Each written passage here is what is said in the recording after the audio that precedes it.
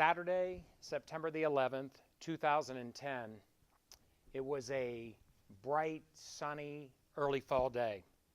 And as I sat in the high school football stands by myself with my sunglasses on, I was so glad I had them on because of the sun. Madam Toastmaster, fellow Toastmasters, and most honored guest.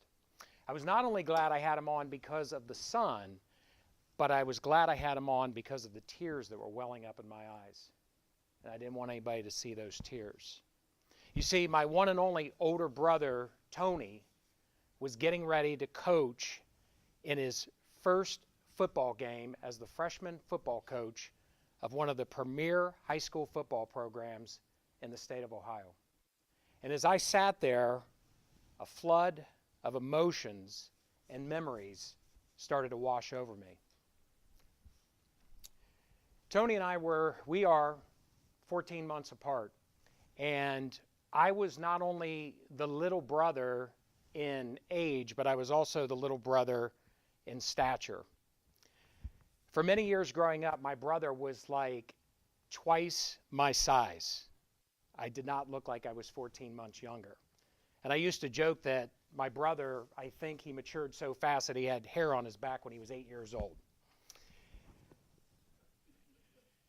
Being the little brother, the typical little brother, I wanted to be included in everything that my brother did.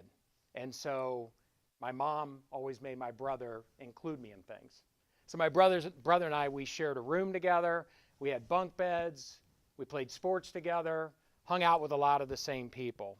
And I'm sure my brother was thinking, like, every step of the way, when am I going to be able to shed myself of this annoying little rugrat? Now, as I said, I was a little guy in stature, but I had a big mouth, a really big mouth. And I remember my brother used to say to me, he said, "Mike," he goes, "your mouth is going to get you in trouble someday, and I am not going to bail you out." And I used to chuckle inside because I knew if the chips were down, he would probably bail me out. And I kind of laugh at this point in life because I'm thinking to my brother, look where my mouth has gotten me in life. I've been able to use it to get success. So my brother, who was a very popular guy in high school, he was a great athlete. When he got out of high school, for many years after he was out of high school, he just never lived up to his potential. And he just couldn't find success in just about every area of his life. And what we would discover many years later was that my brother, for all of his life, had been struggling with undiagnosed anxiety issues. And he tried everything from medicine to vices to counseling, and he couldn't shed the anxiety problems that were crippling his life. And I remember trying to help him on multiple occasions, multiple phone calls. He would call me. And I remember one time thinking, what is wrong with him? He just doesn't get it. He can't figure it out. And eventually he stopped calling me because I think he figured out he was going to have to figure this out himself. So the years continued to go by and things weren't getting any better. And then one day I noticed something. I noticed that whenever my brother was doing something that he was passionate about and he was talented at doing it, he was like a totally different person. It was like all those anxieties he had, they just kind of melted away.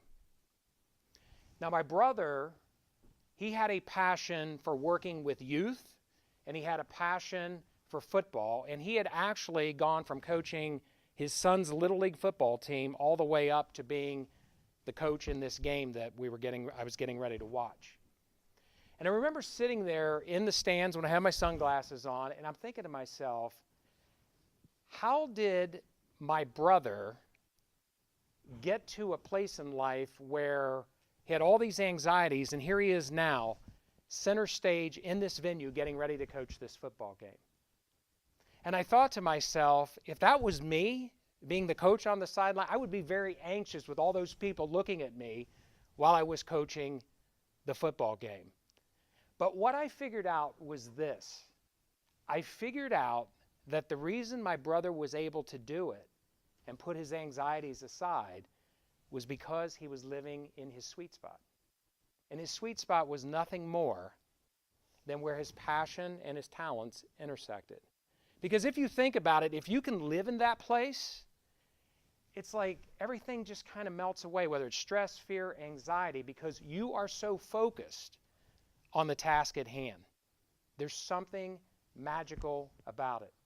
Now, what's interesting is I don't think my brother has ever conquered all of his anxieties, but he's figured out a way to navigate through life and be able to deal with it, and he's really worked hard at living in his sweet spot. He has gone on. He's become a special education teacher, obviously with kids, does a lot of work with Special Olympics, even was the president of the Board of Trustees for, I'm having a brain lapse here, Charity Newsies here in town that gives the clothing out to the kids. So he was the president of the Board of Trustees. He's still a football coach. He coaches track and field. But I believe he's been able to do well because he's living in his sweet spot. So my question for all of you today is this: are you living in your sweet spot? Are you living in your sweet spot? Have you found it? Because here's the sad reality. A lot of people never live in their sweet spot. And as a result, they cheat themselves, they cheat the world out of their greatness. And when you don't live in your sweet spot, all the ills of life, like anxiety, can really start to cripple you.